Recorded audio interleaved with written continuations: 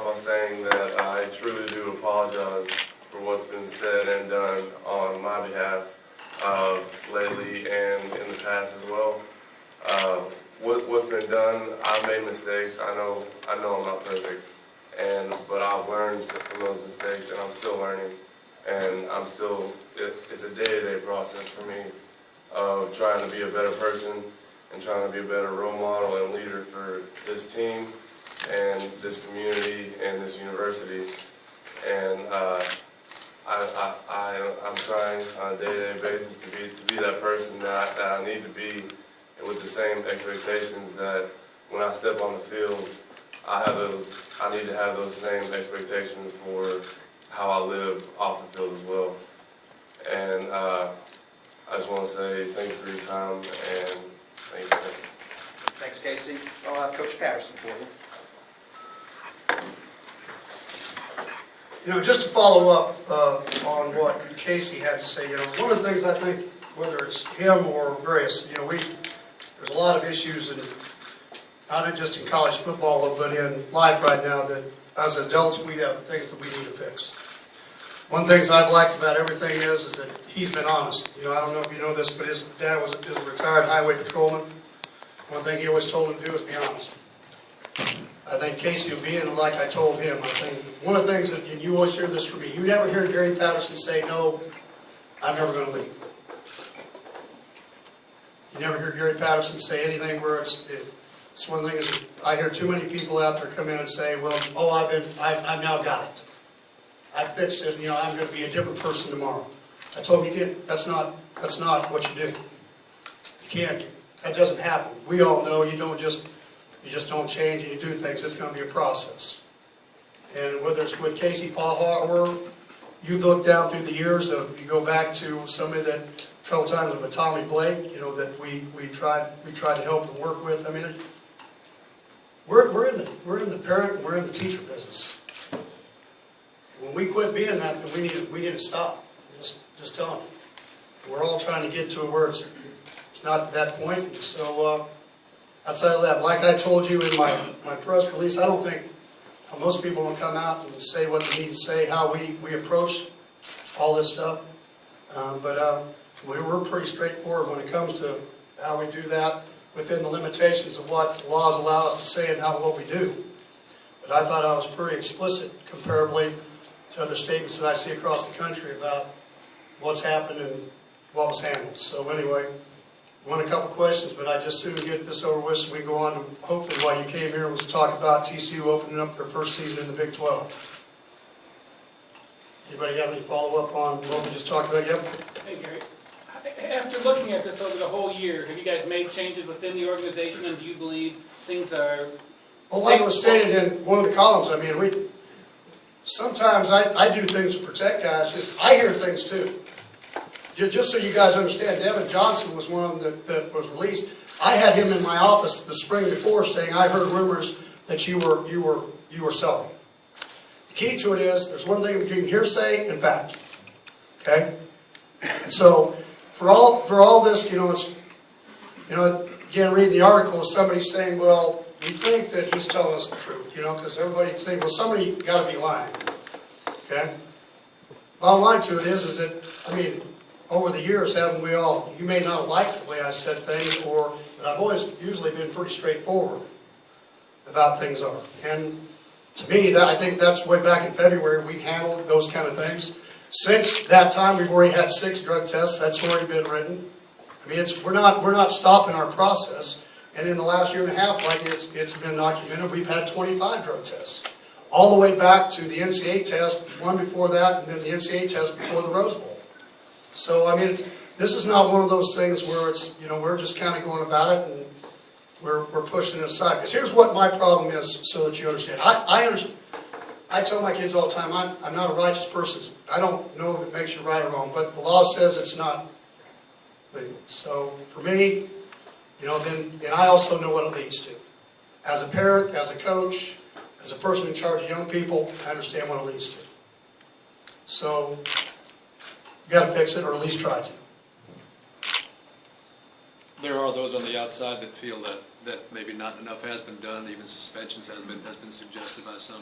Do you feel like you're doing enough there in that regard? But, I'd like to tell them to tell me what substantiated it. I mean, we've gotten rid of kids. I mean, we lost 3 starters back in February. You know, we're not hiding behind how good a player that you are, where you come from. I mean, I don't mind who it is. If I think it's a situation where it has to be. What I have found usually is if a person doesn't do the right things, then usually it's on and off the field and can carry himself. But he carried himself pretty well last year on the field. That doesn't make it better or worse of what his actions went off. And I thought what he said was appropriate. You know, I got to have the same standards off the field as I do when I step on the field. Period. I think that's, in this day and age, it's, you can't be with me, you can't be Jim McMahon, Joe Namath, all the people, the guys that were Kenny Stablers. It's hard to be those guys anymore. I mean, because it's everything, as soon as you walk out the door, somebody's following you around. I mean, it's just the way it is. And I'm sure, hopefully, you realize that maybe he's heard that once or twice in the 3 years that he's been here. But more than just him. I mean, they're all growing up. It's just not a Casey Pachall thing. Hey, do you get the idea that he's changed a little bit since they knew what's going to happen? Well, I think he's changed a lot since he first came here when he was a freshman. And I think, not just him, all of them.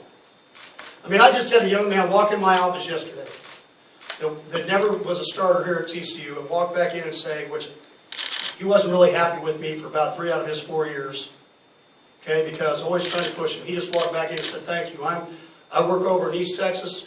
I'm the best technician. I get the raises I've got with the promotions I have in my own group because you taught me how to work hard. I outwork everybody that's in my building. I don't need him to tell me thank you, but that's what we're looking for. We're not trying to do. And then you get a letter from a guy like Greg McCoy, which now is with the Bears, and he got a master's, and he was told basically out of high school he wouldn't even graduate, shouldn't even go to college. And he's telling, one of the biggest advices he said to me was, where I come from, people don't give people advice to get ahead because they don't want them to. You've always tried to push us to get where we need to get to. Simple as that. Are there going to be things come up? I've been here 15 years, and hopefully in the next, what amount of years they allow me to stay at TCU, there's going to be other issues that come up. And the only way I know how to handle all those things is hit them about as straightforward as you can possibly do it. But I'll tell you this, I was very disappointed that you would take this situation and point it towards it's like Penn State. I mean, just to sell a newspaper or whatever we do. I mean, to me, it's disappointing that we do those kind of things. Gary, was it Casey's idea or your idea to have him address this today? No, I think both. I mean, again, just another example of, well, we're not trying to hide anything, but I didn't think that Thursday was the best day to do that. Why not just, I knew you were going to come back here, and I said, this is the day that you got to be able to speak. You got to be able to talk. You can't, so many people hide things. Can't hide behind a helmet. That's what he was trying to tell you. You guys, yes? He mentioned leadership, and I wonder, bigger context for the whole season. Is that one of the big questions you have coming into the season? Well, my biggest thing is leadership doesn't just apply to Casey Pachall. No, I meant for the whole team. Yeah, I'm talking about for everybody. Yeah, that's one of my biggest things. I think what you understand, this is a bigger than leadership and ownership and discipline and accountability. It's bigger than Casey Pachall, TCU football, out of the world. Okay? Everybody wants instant gratitude. This is not about instant gratitude. This is about learning something, just like I just told you an example of learning how to work hard, learning how when you leave college, what you're supposed to do to be able to go out in the world and make a living for yourself and be a good person. I mean, some kids mature sooner than others do. We've had guys that come in here Andy Dalton, I hate to use him for example, but he was watching film as a true redshirt freshman on his own when nobody asked him to. Everybody has their different levels of when they do all that stuff. Just your own kids that you grow up, you raise, they all have a different level of maturity. One you count on, you trust to drive the car. whole lot more than you trust a couple of the other ones. My 16-year-old I trust a lot more than I'll trust my 13-year-old when he gets to be 16-year-old. I will promise you that. I've been around enough personalities to already know how this is going to go down. Was Casey disciplined? Huh? Was Casey disciplined? In what effect? By the university? On the football team? No. By university policy, he went through the drug and alcohol awareness that he has to be on this campus. Coach, you talked about the media, the negative media perception, the plug out here that this isn't a Penn State type situation. How about that the story came out because it was from a university-supported website, newspaper here at TCU, that actually got the open records to this and brought it forth?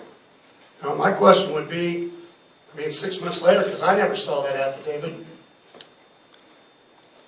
So, it's just, there's not a good answer to that without somebody being upset about it. So every time, usually it's come from our school. So that's just part of the deal. Coach, when you found out about the situation, was there any thought in your mind to maybe address the issue going into spring practice? So the perception later on, now it does come out, now the perception may be, well, why didn't they get in front of this earlier? Were they trying to sweep something under the rug? What were we trying to sweep and what were we in front of? We got rid of 4 kids. We drug tested before the 4 kids were ever arrested. We drug tested them on February 1st.